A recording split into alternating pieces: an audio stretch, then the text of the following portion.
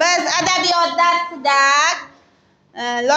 qo'shimcha o'qigan badiiy asarlar asosida loyiha taqdimoti edi. Demak, Elbek, Mironshoh, Shohrux, Davlatbek hamda Samijon o'zlariga yoqtirgan asar asosida loyiha taqdimoti tayyorlab kelishgan. Yoqtirgan asaringiz demak sizni Al-Kimyogar. Umuman qaysi kitoblarni o'qidik yil davomida, Elbek? Biz Yashamoq, 2x25, Mo'ne laqabli kuchukcha, Al-Kimyogar va Sohil yoqalab cho'payotgan olapar asarlarini o'qidik. Sanchi eng yoqtirganing qaysi bo'ldi shular orasida? Mo'ne laqabli kuchukcha. Shohrux sengachi? Menga ikkita Al-Kimyogar bilan Yashamoq yoqdi. Menga Al-Kimyogar bilan Mo'ne laqabli kuchukcha yoqdi. Menga Mo'ne laqabli kuchukcha bilan 2x25 yoqdi. Yashang.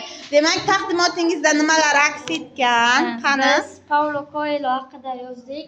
Paulo Coelho zamonamizning eng sevimli yozuvchilaridan biri bo'lib, uning asarlari 88 tilda tarjima qilingan va dunyo bo'ylab 320 milliondan ortiq nusxada sotilgan. 1947-yilda Rio de Janeyroda tug'ilgan.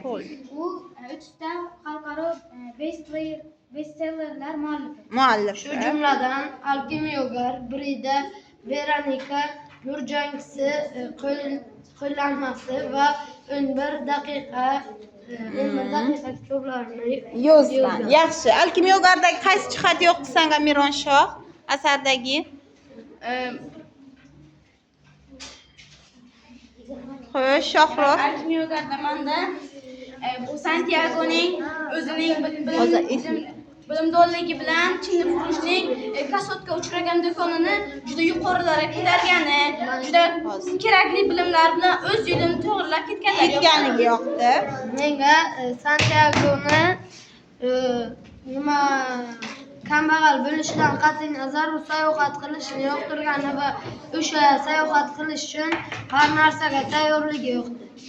Menga Santiagoni o'z maqsadiga intilishi, ya'ni o'sha maqsadiga boradigan to'siqlardan yengib o'tishi shu belgisi yoqdi. Gapir. Mironshoh. Menga Santiago kambag'al bo'lishiga qaramasdan sayohatga intiladi, o'zini haqiqiy yo'lini topmoqchi. Menga Santiagoning sarguzashtlari va boshdan kechirgan ajoyib ishlari yoqdi. Demak, xulosalaringiz asar haqida siz ibratli asar deb. Bu qanday yo'limizdan qanday to'siq uchrasa, maqsadimizga erishish yo'lidan qanday to'siq uchrasa ham to'xtamasdan davom etish.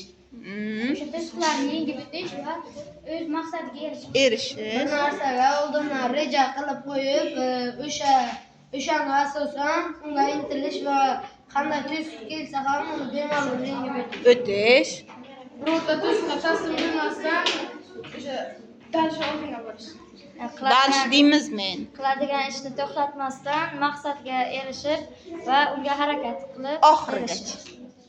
Tuzat dalish so'zing. Oxirigacha to'g'ri borish. Yaxshi. Demak, siz Santiago bilan birga sayohat qildingiz, to'g'rimi? U bilan birga ehromlarga bordingiz. Yana qayerlarga bordingizlar Santiago bilan birga? Arabistonga, Sahroyi Kabirning yo'llarini birga ko'rdingiz, ha? Qayerdan topdi u haqiqiy? Nimani izladi o'zi u? Santiago? Bir bola tushiga kirib, o'sha xazinani topdimi? Xazinani topdi. Qayerdan topdi? O'z vatanidan topdi. Demak, haqiqiy xazina qayerda bo'ladi degan g'oya ilgari surdi. O'z vatanda. Demak, insonning o'zligi, o'z vatani haqiqiy xazina ekanligini angladingiz. Yaxshi. Asar sizga yoqdimi? Yana kitob o'qishda davom etamizmi?